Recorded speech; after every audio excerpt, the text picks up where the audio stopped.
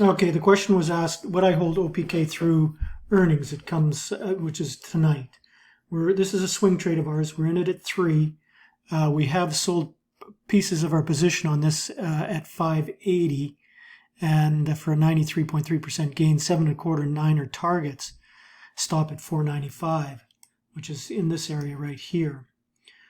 So there's 3 ways. There generally is 3 ways that we look to trade stocks through earnings, our swing trades.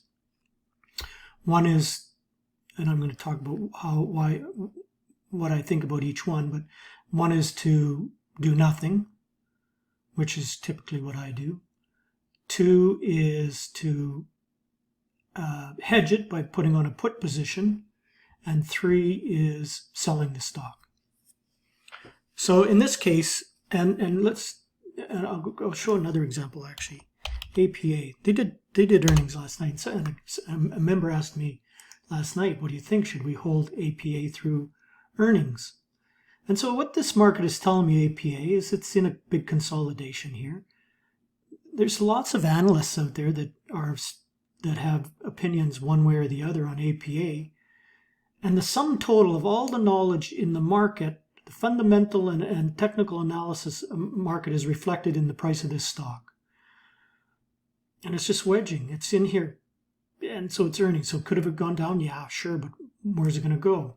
I mean, it's not going to drop much. That's not what the market's saying. The market is saying, at worst case, it's going to trade sideways in here. Just so happens they did have strong earnings, but just so happens at the same time, they made a big oil discovery and the stock popped.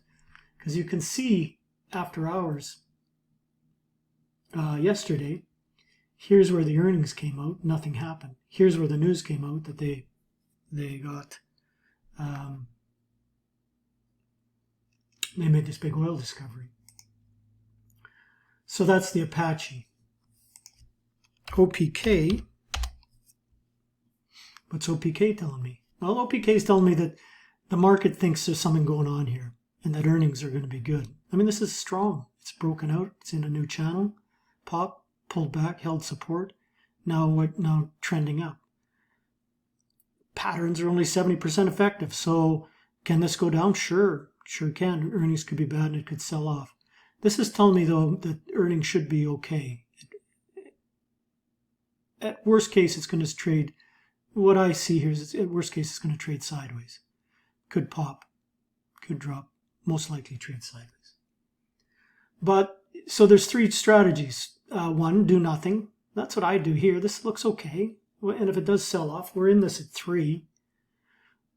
Is it going to go back to 3? I doubt it. Could it trade to 5? Yeah, maybe. Get stopped out? Sure. But what if it's good? What if you sold? What if your strategy was sell before earnings and it pops, it goes? Because we have lots of those where I buy them just before earnings, and earnings come out and the stock absolutely rockets and we profit nicely. More than 70%, 80% probably, maybe even 90%. Have I hit these right?